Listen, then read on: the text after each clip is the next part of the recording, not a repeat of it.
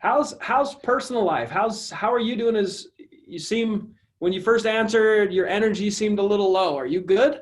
Oh no, I just got off the phone. Well, I got off the phone with my dad. I had wanted to call him today and just I was just reminiscing my childhood, just thought how awesome my childhood was, and just Yeah. anyway, I was just telling my dad about that. Just I'm just grateful that I had the dad that I've got. But he asked me about my best friend from high school, and this morning, the total unrelated thing. My best friend from high school, he messaged me and just says, "Hey, he was asking about some political stuff, and so he asked what I was thinking. So I just told him, and the result was he just goes, "Well, I can't." And I was when I was telling him, I said, well, what I love about America and what makes America the greatest country on the planet is that we can have these differing ideas, and that's okay. That we can speak what we think and stand behind what we believe. In so many places, you can't do that. But my buddy, he goes, "Well, if you're going to vote this way, then we can no longer be friends." Anyway, I just and my dad asked me about that about him today, and I just anyway that was, and then we had to get on the call, so I was just thinking about that. Anyway, long story short, I'm doing great. You just caught me right when I got off that call. Hi, my name is Zack Boothe, and I help people just like you consistently find massively discounted properties all across the country so you can fix and flip, buy and hold, or wholesale real estate. If you need help, I have a ton of free resources, including an absolutely free wholesaling course. Click on the link in the show notes to get access to those free resources, or you can go to dfdmastery.com, click on free resources, and get access to all the free content. It's interesting.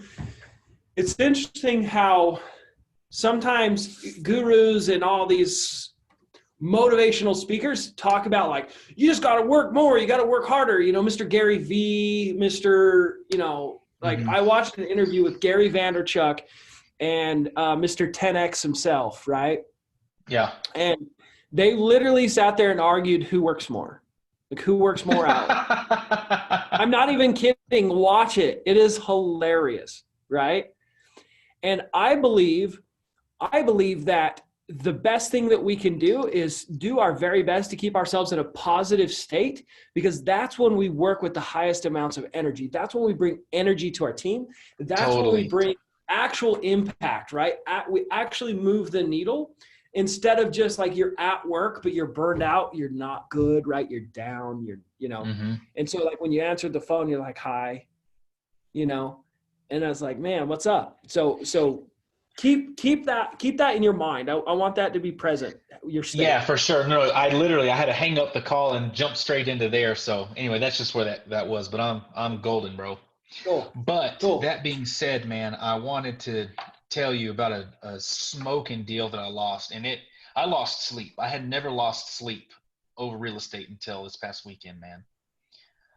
I had Well, it. it took you I had long a enough. huh? I said it took you long enough. How long you been doing it? Over a year and a half. I had never Okay, what lost happened? sleep until this past weekend. It was a screamer of a deal, bro. It was 30K with like no negotiation. It was ready to go, man.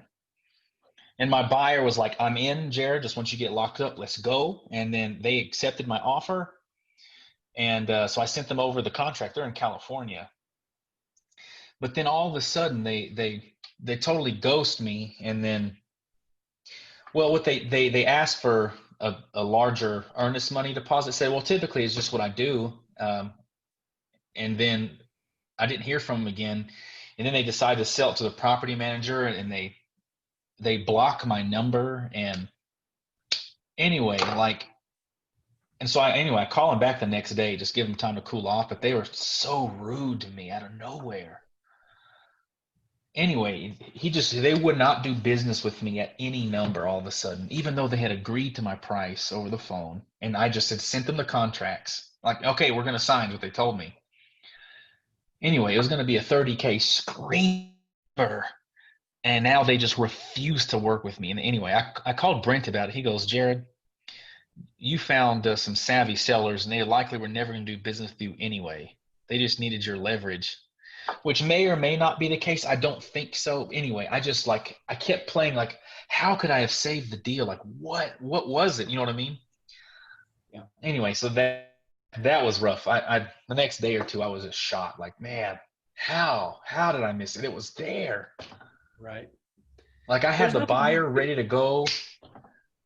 Well, if you feel like there's no questions or nothing that you could have done differently, there's nothing you could have done differently, right? It's just like Yeah. Daniel said, right? I mean, it happens. Yeah, I know, but just, you know what I mean? Like, Dude, it was hey, so sure. let me tell you something. You're going to have lots and lots of deals like that. And if your acquisition managers, as we start to put those in place, if they don't tell you about those deals, either they're lying or they're keeping it from you, Mm-hmm. right? I've never had that exact thing happen. That was the first time of that. We had one last week. He's like, dude, they said yes, like it was a done deal. Won't work with me. They sold it to someone else. He's like, I don't know what I could have done differently.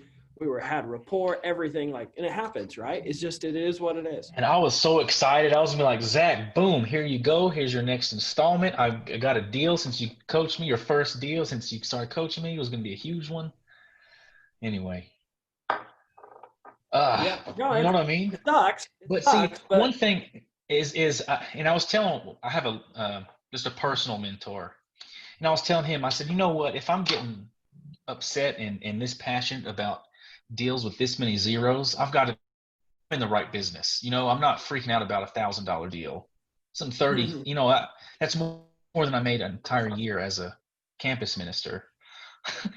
Anyway, just if I can be in that realm or that arena of like, oh, I lost a $30,000 deal, I think I'm in the right place. You know what I mean?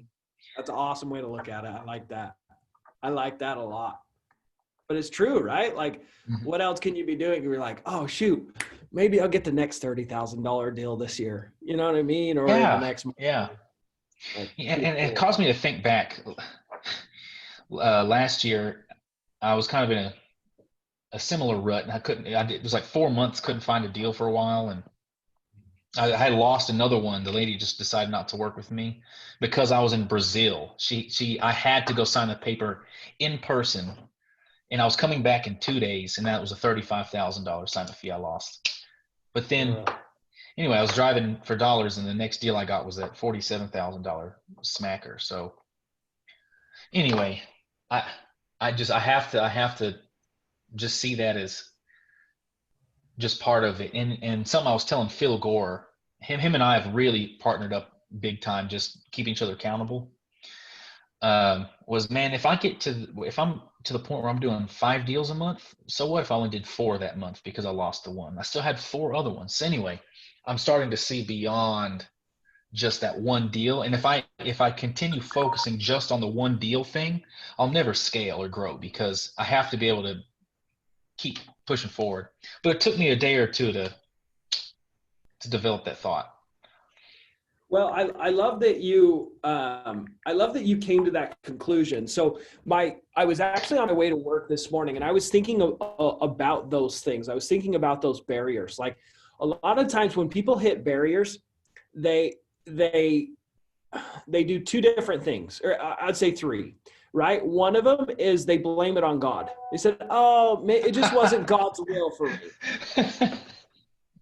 And I'm a religious man. I'm a God-fearing man, right? I'm not mocking people's faith. I'm not doing that, right? So when I was thinking about it, I was like, is that sacrilegious? Is that like, is people that don't want to wrong? own it?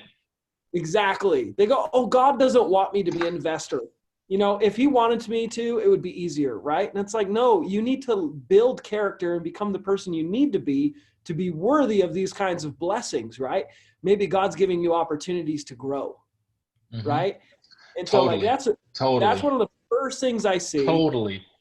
Right? Drop the mic. Boom. So the other thing that I was thinking was there's a lot of people that then get victim mentality, which is worse of anything, right? That's like so self-destructive. Oh, dude, that's in the book, man. You gave me is it's so easy to be the victim. Yeah. Oh yeah, that's everywhere, right? Everyone talks about not being the victim, right? And then the third one, the third one is what you did. You had a shitty thing happen, you know, very undesirable to miss out on 30 grand. Go ahead, show me. No, go ahead. I'm gonna find it. Go ahead. I'm gonna Yeah. find it. So the third thing was that, people, they hit roadblocks and they go, man, that sucks. That hurt. Was there something I could have done different? What can I learn from this experience? How can I look at this in an empowering way? And what you saw this as is maybe I couldn't have done something different, but how cool is it that I'm in the business of worrying about $30,000 deals, not $1,000 I know that deals? was the best part, man. I was like, you know what? If that's the arena I'm in, I'm okay with playing in that arena. Because I could have been flipping out that I didn't have a $500 sale on some scrap metal or something. You know what I mean?